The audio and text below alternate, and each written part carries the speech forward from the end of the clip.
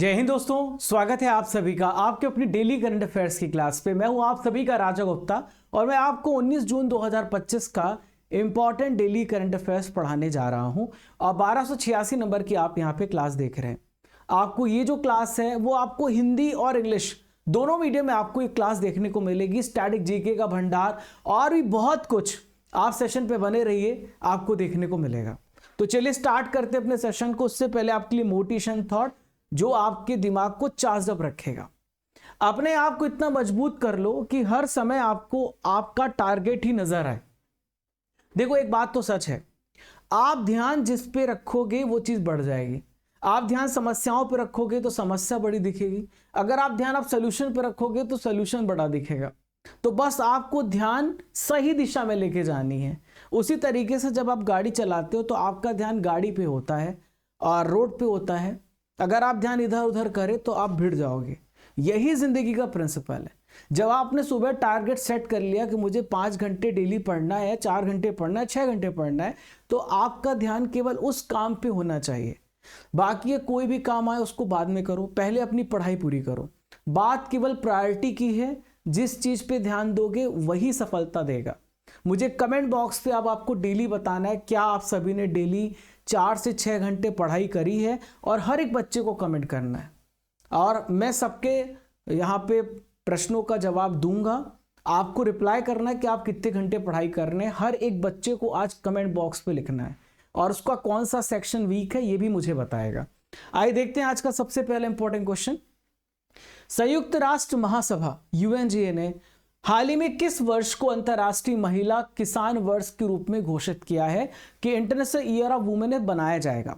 तो देखिए 2026 का जो साल है यानी जो नेक्स्ट ईयर होगा वो यहाँ पे डिक्लेयर किया गया है international year of women farmers, यानी अंतर्राष्ट्रीय महिला किसान वर्ष घोषित किया गया है। अगले साल से 2026 से अंतर्राष्ट्रीय महिला किसान वर्ष मनाया जाएगा पूरी तरीके से। तो यूनाइटेड नेशन ने इसको डिक्लेयर किया है, यूनाइटेड नेशन जनरल असेंबली ने। ठीक है, तो ये जो प्रस्ताव था ये कौन लेकर के आया था? तो अमेरिका ने इस प्रस्ताव को रखा था, प्रपोजल रखा था, और इसे FAO ने यानी फूड एंड एग्रीकल्चर ऑर्गेनाइजेशन, जिसका हेडक्वार्टर इटली रोम में है, तो खाद्य और कृषि संगठन ने इसको सपोर्ट किया कि हम अमेरिका को सपोर्ट कर रहे हैं, अमेरिका सही कह रहा है। और किसानों, जब बात किसानी की आती है तो हम हमेशा यहाँ पे पुरुषों को देखते हैं कि पुरुष ही किसानी कर सकते हैं, लेकिन दोस्तों अगर महिलाओं का पार्टिसिपेशन इसमें आ जाए तो किसानी और अच्छे से हो सकती है, क्योंकि जो मैनेजमेंट लड़कियां कर सकती हैं वो मैनेजमेंट पुरुष आज भी नहीं कर सकता। ये बात बिल्कुल फैक्ट है। तो अभी यहां पर आप देखिए इसका उद्देश्य क्या है। महिला किसानों की जो भूमिका है ग्लोबल स्तर पर उसको मान्यता देना, ताकि और महिलाएं किसानी के क्षेत्र में बढ़ें और पुरुष और महिला दोनों मिलकर के इस समाज को, इस दुनिया को, इस देश को आगे लेके चले। देखिए अब बात यहां पे आई है संयुक्त राष्ट्र के अंतरराष्ट्रीय वर्ष की, तो ये क्वेश्चन आपको 1 नंबर देगा। तो देखो 2025 का जो वर्ष था वो था ग्लेशियर संरक्षण वर्ष, यानी हमें ग्लेशियर को बचाना। आप सभी को पता 2040 तक जो नेपाल का याला ग्लेशियर है खत्म हो जाएगा। वेनेजुएला में जितने ग्लेशियर खत्म हो गए हैं, लगातार ग्लेशियर के पिघलने से समुद्र का लेवल बढ़ रहा है। तो इसलिए 2025 का जो वर्ष है इस साल का वो ग्लेशियर संरक्षण वर्ष था। 2024 का जो वर्ष है वो कैमलिड का वर्ष है, यानी कैमल्स टाइप के ये आपको एनिमल्स देखने को मिलेंगे और उनको बचाना था। 2023 का वर्ष मोटे अनाजों के लिए था, यानी बाजरा का वर्ष था, ईयर ऑफ मिलेट्स, क्योंकि इसमें प्रोटीन रहता है, न्यूट्रिशन रहता है। ठीक है, नेक्स्ट है 2022 का जो वर्ष था वो कांच का वर्ष था, बेसिक साइंस का वर्ष देना, year of glass, year of basic science. तो ये सारे इंपॉर्टेंट ईयर थे जो यूनाइटेड नेशन ने घोषित किए थे और हर साल घोषित किए जाते हैं। क्वेश्चन नंबर 2 आइए देखते हैं। ICC महिला वनडे विश्व कप 2025 का आयोजन किन 2 देशों के द्वारा हाइब्रिड मॉडल के तहत किया जाएगा? तो ICC women's ODI world cup 2025 होने वाला है इस साल, तो इसे भारत और श्रीलंका होस्ट करेंगे। कौन करेगा? इंडिया और श्रीलंका। तो ICC महिला one day world cup 13th addition होने जा रहा है, जो इस साल 30 सितंबर को स्टार्ट होगा और 2 नवंबर तक चलेगा। भारत और श्रीलंका दोनों मिलकर के हाइब्रिड मॉडल, यानी कुछ मैच भारत में होंगे, कुछ मैच श्रीलंका में होंगे। तो भारत में बेंगलुरु में होगा, गुवाहाटी में होगा, विशाखापट्टनम इंदौर में होगा। श्रीलंका में कोलंबो में होगा, वहां पे एक स्टेडियम है आर प्रेमादास स्टेडियम में होगा। पाकिस्तान के जितने भी मैच है वो कोलंबो में होंगे, ट्रांसफर कर दिए गए हैं। अब देखिए यहाँ पे भारत जो है 12 साल के बाद इस टूर्नामेंट की मेजबानी करने जा रहा है। पहले 2013 में आखिरी बार किया था, 1978 में किया है, 1997 में भी कर चुका है। अब देखिए इसमें भाग लेने वाली जो 8 टीमें हैं वो कौन कौन सी है। इंडिया है, south Africa, New Zealand, England, Pakistan, Bangladesh, Australia, Sri Lanka, ये सारी टीमें भाग लेंगी। और पहला वर्ल्ड कप हुआ था महिला 1973 में। ठीक है, चलिए तो अब आप यहाँ पर देखो आईसीसी महिला वनडे वर्ल्ड कप, आप यहाँ पर देखो जो इसके विश्व कप विजेता रहे हैं। ये पहला विश्व कप था 1973 में, ओडीआई पुरुषों का ये है। अब यहाँ पे हम बात करते हैं 2005 से लेकर 2022 तक जो महिला वनडे विश्व कप हुआ है उसका कौन कौन विजेता रहा है। तो 2005 में साउथ अफ्रीका में मैच हुआ था, ऑस्ट्रेलिया विजेता था भारत को हराकर। 2009 में ऑस्ट्रेलिया ने मेजबानी करी थी, इंग्लैंड जीता था न्यूजीलैंड को हराकर। 2013 में भारत में हुआ था, ऑस्ट्रेलिया ने जीता था वेस्ट इंडीज को हराकर। 2017 में इंग्लैंड मेजबान देश था, यहाँ पर इंग्लैंड ने जीता था भारत को हराकर। 2022 में न्यूजीलैंड मेजबान देश था, ऑस्ट्रेलिया ने जीता था इंग्लैंड को हराकर। भारत एक भी बार यहाँ पे महिला वनडे विश्व कप नहीं जीता है। अब देखिए आईसीसी महिला वनडे विश्व कप को सबसे ज्यादा बार ऑस्ट्रेलिया ने जीता है, 7 बार यहाँ पे जीता है। ठीक है, तो 7 बार यहाँ पे 1978, 82, 88, 97, 2005, 13 और 22। और इंग्लैंड ने 4 बार 1973, 1993, 2009, 2017। न्यूजीलैंड ने 1 बार 2000 में जीता था। ठीक है, अब देखिए यहाँ पर मैं आपको स्टडी कर एप्लीकेशन के बारे में बता रहा हूँ। ये एप्लीकेशन में आप जाओगे तो आपको अभी जो क्लास देख रहे हो उसकी पीडीएफ मिल जाएगी, आपको डेली करंट अफेयर्स की पीडीएफ यहाँ पे मिलेगी। और कोर्सेस एंड पीडीएफ में जाओगे तो अर्जुन जेस फाउंडेशन बैच मिलेगा। टेस्ट सीरीज में डेली फ्री टेस्ट है आपका 2022-2025 का, 12 महीने का करंट अफेयर्स का, 6 महीने का ईयर बुक भी हमने लॉन्च किया है जो आपको ई बुक्स में मिलेगा हाफ ईयरली सेक्शन में। चैनल पर आप नए हो तो हमारा आपका कनेक्शन मजबूत हो जाए तो सब्सक्राइब कर दो ताकि आप हमारा कनेक्शन एकदम वो तगड़ा वाला कड़ा वाला हो जाए कि हाँ भाई अब और हम आप नोटिफिकेशन जाएगा। वीडियो पसंद आए तो अपने दोस्तों को शेयर कर दो, लाइक कर देना।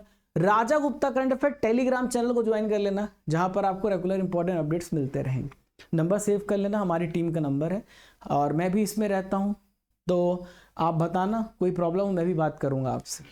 क्वेश्चन नंबर 3 आइए देखते हैं। ईरान के द्वारा इजराइल के खिलाफ कौन सा ऑपरेशन शुरू किया गया है।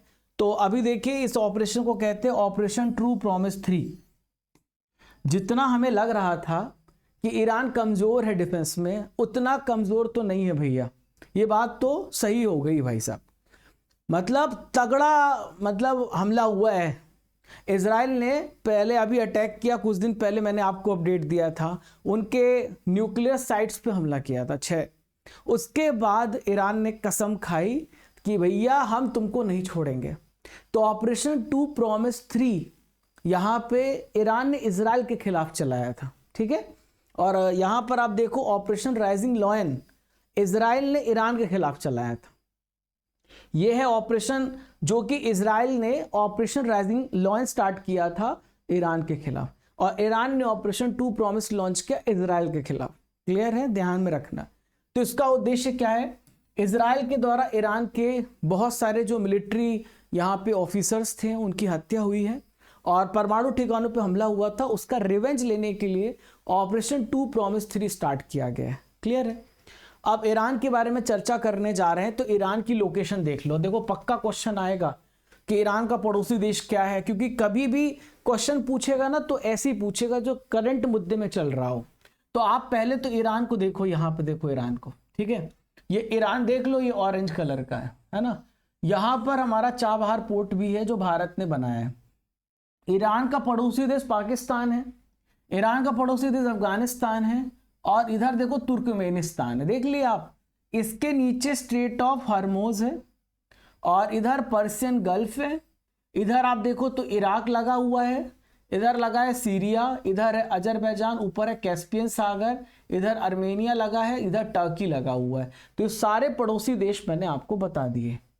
अब इधर देखो ये है इजराइल, इतना छोटू सा देश है, इतनी दूर दूर एक दूसरे के ऊपर ये हमला कर रहे हैं, ठीक है।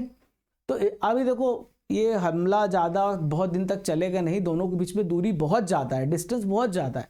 कितना आप अपने सैनिकों तो लेके जा नहीं सकते हो बीच में, तो बस आप हवाई हमला करते रहोगे एक दूसरे के ऊपर, और कुछ दिनों बाद जब आपका पटक बम बंद हो जाएगा, तो आपका बम जब खत्म हो जाएगा उसके बाद आप शांत बैठ जाओगे, ठीक है। और ऐसा रिपोर्ट में पता चल रहा है कि इजराइल के पास जो मिसाइल्स हैं वो आपके खत्म हो रहे हैं। तो ईरान की कैपिटल तेहरान है। अली खमेनियाई सर्वोच्च नेता हैं।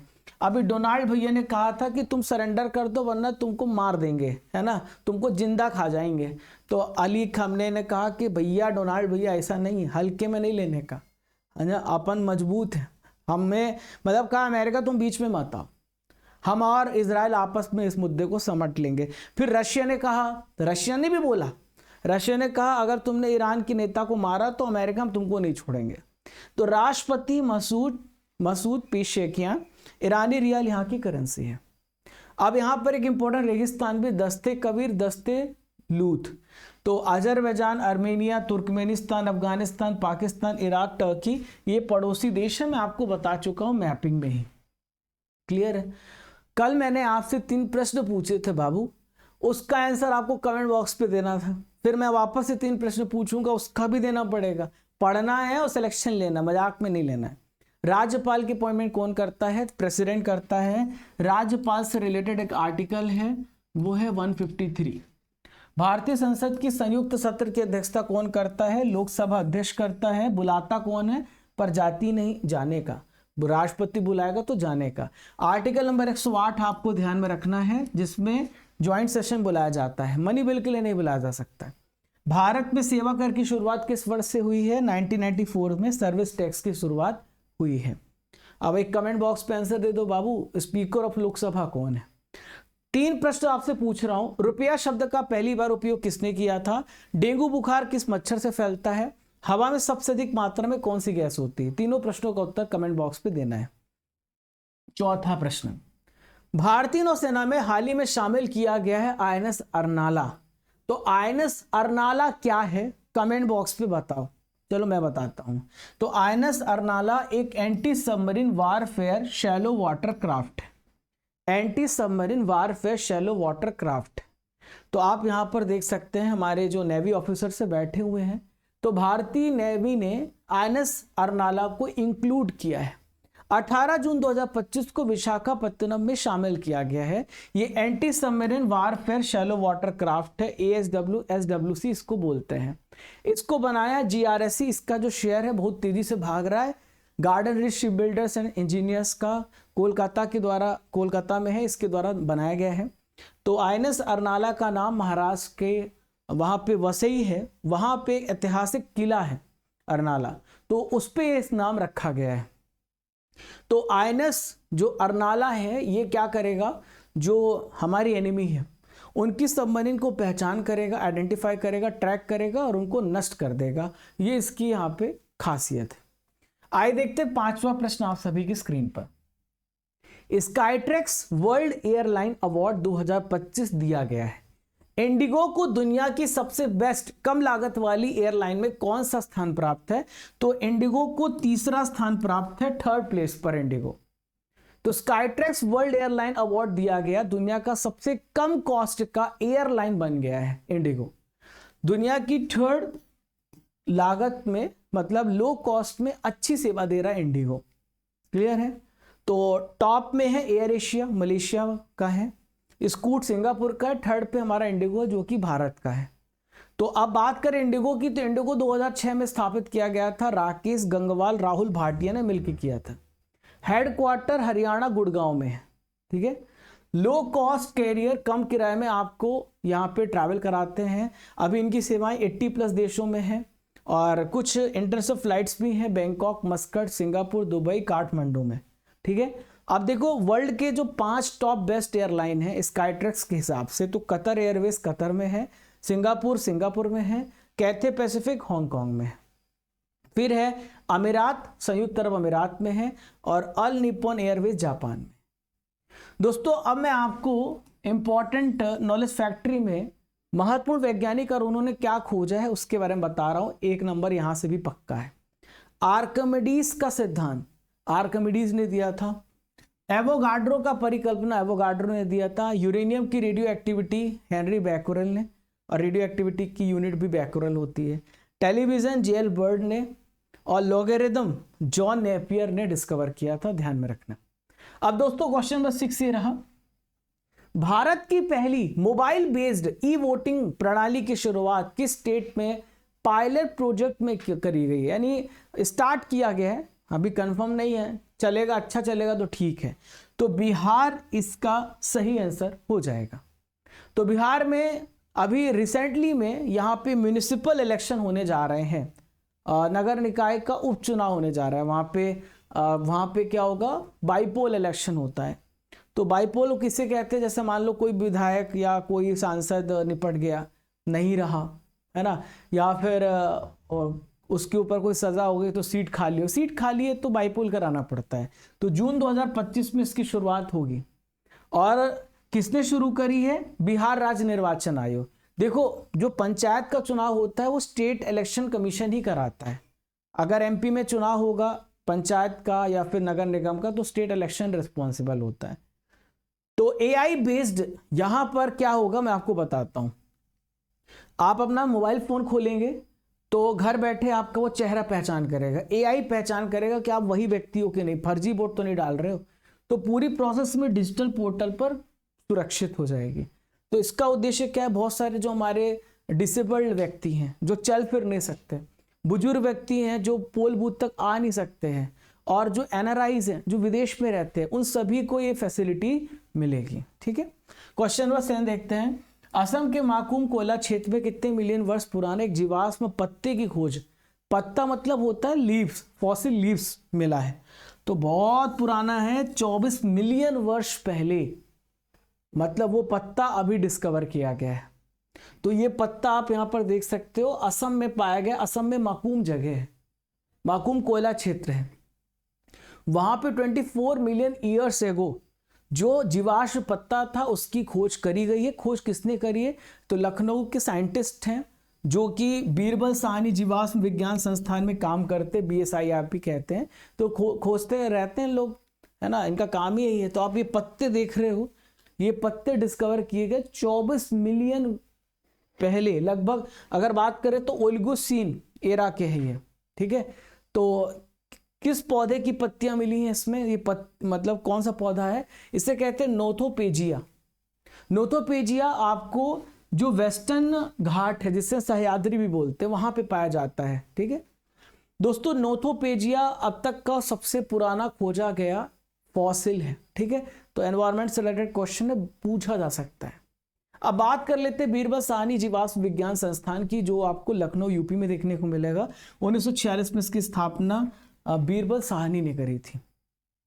और इनका कार्य क्या है, प्लांट के जो फॉसिल्स हैं और जो क्लाइमेट है उस पर रिसर्च करने का काम इनका है, आप यहां पर देख सकते हैं। चलिए 8वां प्रश्न देखते हैं आप सभी की स्क्रीन पर। 8th क्वेश्चन, जून 2025 में अभी आईसीसी महिला वनडे बैटिंग रैंकिंग जारी करी गई, जिसमें कौन सी खिलाड़ी पहले स्थान पर है। तो स्मृति मंधाना को सबसे पहला स्थान यहां पे मिला है, फर्स्ट प्लेस पर है स्मृति मंधाना। तो आप स्मृति मंधाना को देख सकते हैं, सेकेंड टाइम ये टॉप पे पहुंची है स्मृति मंधाना। पहली बार 2019 में पहुंची थी, अब 2025 में पहुंची है। दीप्ति शर्मा को आप देखिए, ये बॉलर है, ये रैंकिंग में टॉप 4 पे है, 4th प्लेस पे है। अब देखो स्मृति मंधाना को क्या क्या मिल चुका है। स्मृति मंधाना 2018, 21 और 22 में क्रिकेटर ऑफ द ईयर है। Women's cricketer of the year 2024 में है। बीसीसीआई का बेस्ट अंतर्राष्ट्रीय महिला क्रिकेटर भी अवार्ड मिले 2025 में। इस बार का विजडन क्रिकेटर अवार्ड भी इनको मिला है। वनडे में सबसे ज्यादा रन बनाने वाली महिला खिलाड़ी हैं, बीसीसीआई ने अवार्ड दिया 2025 में। क्वेश्चन नंबर 9 पे आई बढ़ते हैं। मारुति सुजुकी ने भारत की सबसे बड़ी इन प्लांट रेलवे साइडिंग कहां पर खोली है। Where has Maruti Suzuki open India's largest in plant railway siding. तो ये मनेसर में खोली है। कहां पे खोली है, मनेसर में। बताता हूं कि ये इन प्लांट रेलवे साइडिंग होती क्या है। देखो रेलवे की एक मेन लाइन होती है, ठीक है, अब मान लो कि मारुति को अपना जो कार है उसको भेजना है, अब उसको अब ट्रांसपोर्टेशन को खर्च को कम करना है, तो मेन रेलवे लाइन से अगर साइड में रेलवे लाइन निकल रही है और उससे वो ट्रांसपोर्ट कर रहा है, उसको यहाँ पे खर्चा कम पड़ेगा। तो मारुति सुजुकी ने मनेसर, जो कि हरियाणा में है, वहां पे भारत की सबसे बड़ी इन प्लांट रेलवे साइडिंग खोली है, जो कि मनेसर हरियाणा में आपको देखने को मिलेगा। इसका उद्घाटन हमारे जो रेलवे मिनिस्टर है अश्विनी वैष्णव जी ने किया है। ठीक है, तो रेलवे साइडिंग क्या होता है, एक प्रकार का ऑक्सिलरी ट्रैक, सहायक ट्रैक होता है जो मेन लाइन से अलग होता है और खासकर किसी स्पेशल काम के लिए इसका यूज किया जाता है। ठीक है, अब रेलवे से रिलेटेड करंट अफेयर्स को पढ़ लेते हैं। ठीक है, तो अभी रिसेंटली में पीएम मोदी जी ने 103 अमृत भारत स्टेशन का उद्घाटन किया। अमृत भारत स्टेशन में क्या होगा, बहुत बढ़िया पानी मिलेगा, वाईफाई मिलेगा, क्लीननेस मिलेगी और भी बहुत सारी दिव्यांगों के लिए जो बेसिक मॉडर्न फैसिलिटीज हैं वो दी जाएंगी। जुलाई 2025 में मिजोरम की जो कैपिटल है आइजोल, वो रेल नेटवर्क से जुड़ने वाला है और ये नॉर्थ ईस्ट का 4th कैपिटल बन जाएगा। ठीक है दोस्तों, भारत की जो पहली बुलेट ट्रेन है जो कि 300 किलोमीटर की है, सूरत के पास 300 किलोमीटर वायडक्ट का निर्माण पूरा हो चुका है। ठीक है, 300 किलोमीटर का काम हो चुका है। अभी रिसेंटली में केंद्र सरकार ने 25 नंबर का जो IRCTC है उसको अभी नवरत्न का दर्जा दिया है, जिसे हम क्या बोलते हैं, Indian railway catering and tourism corporation. और आज का आखिरी इंपॉर्टेंट क्वेश्चन आप सभी के स्क्रीन पर रहा। आज का आखिरी प्रश्न देखते हैं। 17 जून 2025 को मगरमच्छ संरक्षण परियोजना यहाँ पर के कितने वर्ष पूरे हो चुके हैं? तो देखिए इसके 50 वर्ष पूरे हो चुके हैं, पूरे 50 इयर्स कंप्लीट हो चुके हैं यहाँ पर क्रोकोडाइल कंजर्वेशन प्रोजेक्ट के। तो आप यहाँ पर देख सकते हैं 17 जून 2025 को इसके 50 वर्ष पूरे हो चुके हैं और ये परियोजना ओडिशा में भीतरकनिका जो राष्ट्रीय उद्यान है 1975 में ये यहाँ पे स्टार्ट की गई थी। अभी रिसेंटली में दोस्तों भीतरकनिका नेशनल पार्क जो है उड़ीसा में डिक्लेयर किया गया है और एक और नेशनल पार्क है, मुझे कमेंट बॉक्स पे बताइए आप। ठीक है, तो भीतरकनिका पहले से था, एक और इंपॉर्टेंट नेशनल पार्क है उड़ीसा में, मुझे कमेंट बॉक्स पे आंसर दीजिए। तो जो यहाँ पर देखो भारत सरकार और संयुक्त राष्ट्र विकास कार्यक्रम जिसे UNDP कहते हैं और FAO यानी फूड एग्रीकल्चर ऑर्गेनाइजेशन, इन तीनों ने मिलकर के यहाँ पे इसे स्टार्ट किया है। अब देखो आप, उड़ीसा एकमात्र ऐसा स्टेट है जहाँ पे मगरमच्छ के तीनों प्रजातियां आपको देखने को मिलेंगी। एक है घड़ियाल मगरमच्छ, खारे पानी का मगरमच्छ, ये तीनों आपको प्रजाति यहाँ पे देखने को मिलेंगी। ठीक है दोस्तों, यहाँ पर हम बात करें तो चंबल नदी को सबसे ज्यादा मगरमच्छ और घड़ियालों की उपस्थिति के लिए जाना जाता है। अब देखो भारत सरकार की बहुत सारी इंपॉर्टेंट परियोजनाएं स्टार्ट की गई पर्यावरण से रिलेटेड, आइए उन सभी को पढ़ लेते हैं। तो प्रोजेक्ट टाइगर 1973 में स्टार्ट हुआ, प्रोजेक्ट एलिफेंट 1992 में, क्रोकोडाइल कंजर्वेशन प्रोजेक्ट 1975 में, हांगुल संरक्षण परियोजना 1970 के डिकेड में, स्नो लेपर्ड प्रोजेक्ट 2009 में, गंगा एक्शन प्लान 1985 में, नमामि गंगे मिशन 2014 में, ग्रीन इंडिया मिशन 2011 में और नेशनल बायोडायवर्सिटी एक्शन प्लान 2008 में। ये सारे एनवायरमेंटल प्रोजेक्ट हैं जो स्टार्ट किए गए हैं। आज का आखिरी इंपॉर्टेंट क्वेश्चन आप सभी की स्क्रीन पर रहा, किस हॉलीवुड सुपरस्टार को गवर्नर्स अवार्ड 2025 में मानद ऑस्कर से सम्मानित किया जाएगा? तो कौन सा हॉलीवुड सुपरस्टार है जिसको ऑनररी ऑस्कर यहाँ पे मिलेगा एट द गवर्नर्स अवार्ड 2025? तो टॉम क्रूज है ना, एज के साथ और जवान होते जा रहे हैं टॉम क्रूज। तो आप यहाँ पे टॉम क्रूज को देख रहे हैं, हॉलीवुड सुपरस्टार है टॉम क्रूज। तो गवर्नर्स अवार्ड 2025 में इनको ऑनररी ऑस्कर अवार्ड से सम्मानित किया गया है, ऑस्कर सम्मान से सम्मानित किया गया है। 16 नवंबर 2025 को लॉस एंजलिस अमेरिका में सम्मान समारोह होगा। तो इन्होंने पिछले 40 सालों से फिल्मों में बहुत बढ़िया कंट्रीब्यूशन किया है। तो जो गवर्नर्स अवार्ड है ये हॉलीवुड की academy of motion picture arts and sciences, जिसे एमपेस कहते हैं, इसके द्वारा ये समारोह आयोजित किया जाता है। प्यारे साथियों, आपने 11 महत्वपूर्ण करंट अफेयर्स को बहुत ही डिटेल से पढ़ा है। अब बारी है यहाँ पे RRR की, जहां पे मई 2025 के करंट अफेयर्स का रिवीजन करेंगे। अनीता आनंद किस देश की विदेश मंत्री बनी है? कनाडा की। कमेंट बॉक्स पे आंसर देना स्टार्ट कर दीजिए। देश का छठा सेमीकंडक्टर प्लांट कहां पे स्थापित किया जाएगा? जेवर, उत्तर प्रदेश में स्थापित किया जाएगा। CCI बिलियर्ड चैंपियनशिप 2025 किसने जीता है? तो इसे यहां पर किसने जीता है? इसे जीता यहाँ पे पंकज आडवाणी ने यहाँ पे जीता है। ठीक है, किस राज्य सरकार ने कृत्रिम रेत नीति शुरू करी है? तो उत्तर प्रदेश ने स्टार्ट करी है। पाकिस्तान के किस क्षेत्र के लोगों ने उससे आजादी का ऐलान किया है? तो बलूचिस्तान से आजादी का ऐलान किया है। दोस्तों 18 जून 2025 के करंट अफेयर्स का रिवीजन करेंगे, जो करंट अफेयर्स कल आप सभी ने पढ़ा है। भारत ने किस देश के साथ यूपीआई सेवा शुरू करने के लिए समझौता ज्ञापन पर हस्ताक्षर किया है? तो साइप्रस के साथ समझौता किया है। संयुक्त राष्ट्र महासभा ने किस दिन को एक तरफा प्रतिबंधात्मक उपाय के खिलाफ अंतरराष्ट्रीय दिवस घोषित किया है? तो 4 दिसंबर को।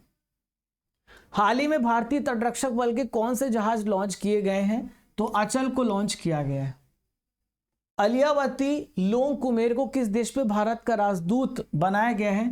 नॉर्थ कोरिया में। इंटरसेप्ट बिग कैट अलियांस के अध्यक्ष कौन बने हैं?